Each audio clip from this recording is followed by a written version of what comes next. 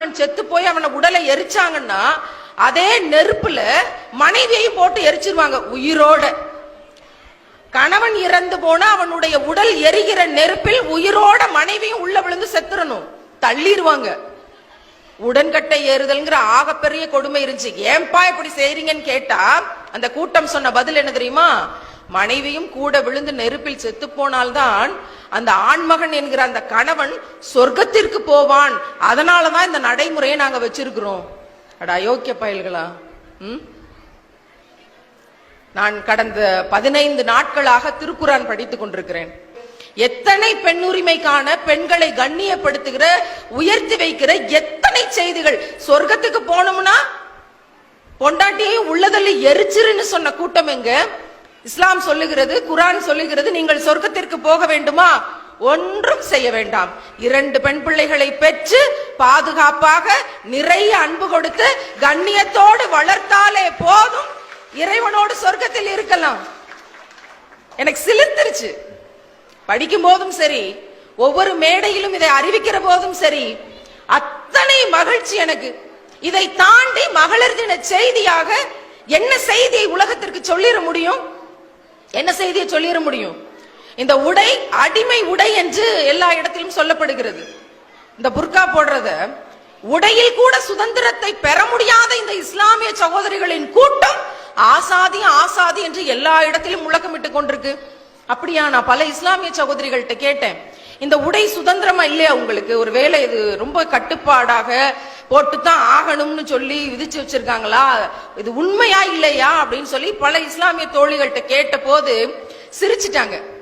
என்னன்னு கேட்டதுக்கு அவங்க சொல்ற பதில் என்னன்னா, அட போங்கக்கா, நீங்க வேற, உள்ள நைட்டியே போட்டிருந்தாலும் மேல ஒரு புர்காவை எடுத்து போட்டு கொண்டு பிள்ளைய பள்ளிக்கூடத்துக்கு கூட்டு போனோமா, வந்தோமா, கடைக்கு போனோமான்னு அத்தனை சுதந்திரமான உடை.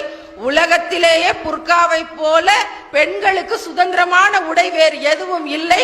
அது அந்த தருதலைகளுக்கு தெரிய வாய்ப்பில்லை. உண்மையிலேயே இப்ப இங்கிட்ட இழுக்கணும், இப்படி சொருகணும், பார்க்கணும், வைக்கணும், எந்த சிக்கலும் இல்ல. எடுத்து மாட்டி நம்ம வாட்டுக்கு இந்திய ராணுவ படையின் பெண்கள் படையில நடக்கிற மாதிரி நடந்து போய்கொண்டே இருக்கலாம். எந்த பதட்டம் தேவையில்லை.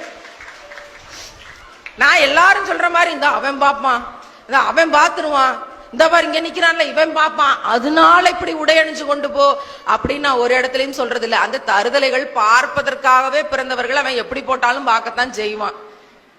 நான் எதற்காக கண்ணியத்தோடு உடை உடுத்த வேண்டும் என்று ஒவ்வொரு இடத்திலும் பதிவு செய்யறேன்னா, தொப்புள் கொடியில் இருந்து, பிரசவத்தில் இருந்து, ரத்தத்தையே பாலாகி கொடுக்கிற மார்பகங்களில் இருந்து, உலகத்தின் ஆகப்பெரிய பேராற்றல் பெண்ணின் உடலுக்குள் இருக்கு. அந்த பேராற்றலை காக்க வேண்டியது உணர்வில் மட்டுமில்லை, உடையிலும் இருக்க வேண்டும் என்பது ஒவ்வொரு பெண்ணுக்கான அடிப்படை கடமை. அதை நீங்க இயற்கையாகவே உங்களுடைய மார்க்கத்தில் இருந்து சின்ன பிள்ளையா இருக்கும் போது இயற்கையாகவே இதை கடைபிடிச்சு கொண்டு வர்றீங்கிறது ஆகப்பெரிய மகிழ்ச்சி. ஒவ்வொரு இடத்திலையும் 10 மாதங்கள் தான் பிள்ளையை சுமக்குறாங்கன்னு சொல்றாங்க. ஆனால் குரான் சொல்லுகிறது 30 மாதம் உன்னை சுமந்து பெற்றெடுத்த தாயை ஒருபோதும் நீ மறந்துடக்கூடாது அப்படின்னு. என்னடா 30 மாச கணக்குன்னு பார்த்தா 10 மாசம் கருத்தாங்கி சுமந்து பெற்றது, அடுத்த 20 மாதம் தாய்ப்பாலை கொடுக்கிற காலத்தையும் சேர்த்து 30 மாதங்கள் என்று பெண்மையை உயர்த்தி இருக்கிற பாங்கு குரானை தவிர நான் எங்கேயுமே பார்க்கல. இந்த கூட்டத்தை சுயமரியாதையற்ற கூட்டம் என்று விமர்சனம் செய்கிறார்கள். யார் சுயமரியாதையற்ற கூட்டம்? மாதவிடாய் வருகிற போது 5 நாட்கள் வீட்டுக்குள்ளேயே அனுமதி கிடையாதுன்னு ஒதுக்கி வைக்கிற இவர்கள் சுயமரியாதையற்றவர்களா? மாதவிடாயின் போது பெண்களை கண்ணியத்தோடு மாதவிடாயில் தீட்டு என்கிற வழக்கத்தை பின்பற்றாத இஸ்லாமிய சமூகத்தை சேர்ந்தவர்கள் சுயமரியாதையற்றவர்களா? என்ன சொல்றது? பள்ளிவாசலுக்கு தொழுகைக்கு யாரு முதல்ல வர்றாங்களோ அவங்கதான் முதல் வரிசை 2வது வரிசையில நிக்க முடியும். இந்த நாட்டின் குடியரசுத் தலைவராகவே இருந்தாலும் கூட கடைசி வரிசையில தான் வரணும், தாமதமாக வந்தாலுங்கிற ஆகப்பெரிய சுயமரியாதையும் கட்டுப்பாட்டையும் வைத்திருக்கிற கூட்டம். இதை அப்துல் கலாம் ஐயாவே பதிவு செய்திருக்கிறார். கடைசி வரிசையில் நின்று தொழுகை நடத்திவிட்டு வந்து. யார் சுயமரியாதையற்ற கூட்டம்?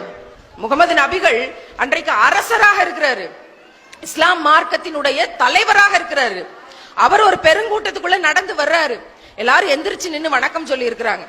உடனே ஒரு தடை சட்டத்தை கொண்டு வர்றாரு. நானாகவே இருந்தாலும், அரசனாகவே இருந்தாலும், எந்த மனிதனாக இருந்தாலும் எழுந்து நின்று வணக்கம் செய்யக்கூடாது, மரியாதை செய்ய வேண்டிய அவசியம் இல்லை. ஏனென்றால் வணக்கத்திற்குரியவன் அல்லாஹ் ஒருவனே, அவனை தவிர யாரையும் யாரும் எழுந்து நின்று வணங்கக்கூடாது. தன்னை போல, தன் உணர்வை போல ஒவ்வொருத்தரையும் சுயமரியாதையினுடைய உச்சத்திற்கு கொண்டு வந்து நிறுத்தி பார்க்கணும்னு ஆசைப்பட்ட நபிகளினுடைய வாரிசுகளாக வந்தவர்களை பார்த்து சுயமரியாதையற்ற கூட்டம்னு இவர்கள் பேசிக் கொண்டிருக்கிறார்கள்.